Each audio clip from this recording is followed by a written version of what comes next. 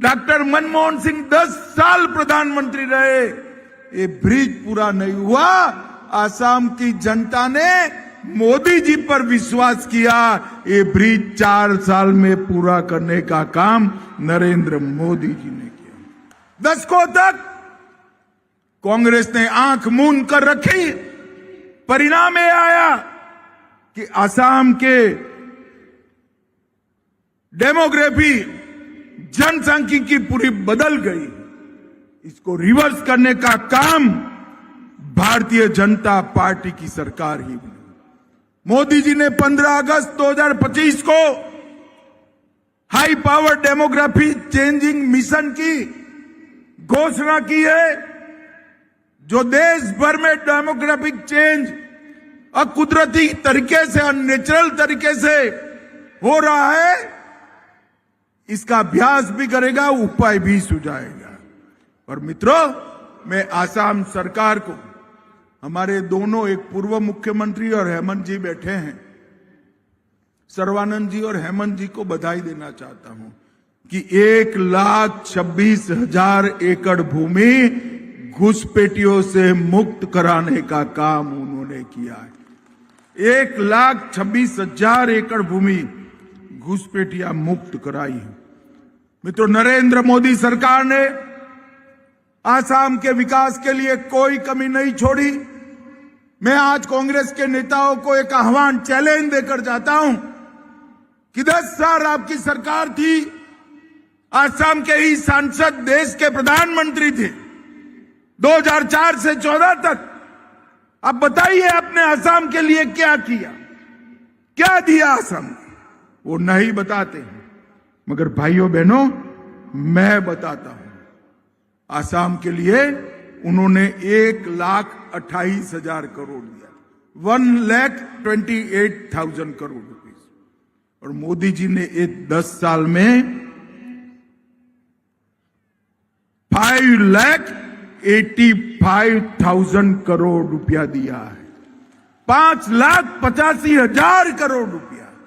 और 30,000 करोड़ सड़क निर्माण, 95,000 करोड़ रेलवे और एयरपोर्ट के लिए 10,000 करोड़ अलग से देने का काम नरेंद्र मोदी सरकार ने किया है।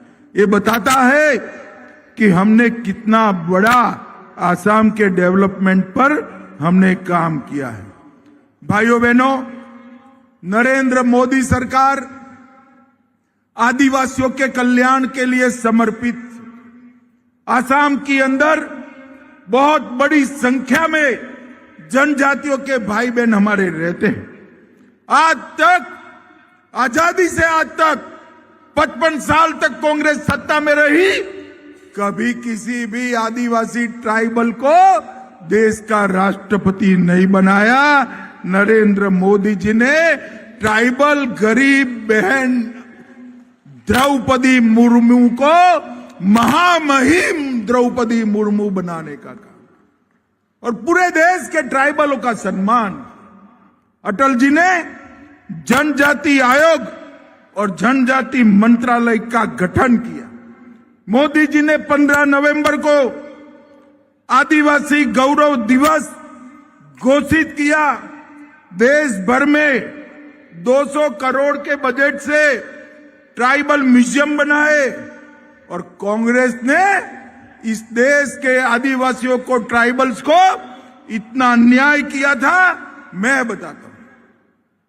2004 से 14 तक टोटल मंत्रालय का और एसटी कंपोनेंट का बजट 28,000 करोड़ रुपया 10 साल में दिया था।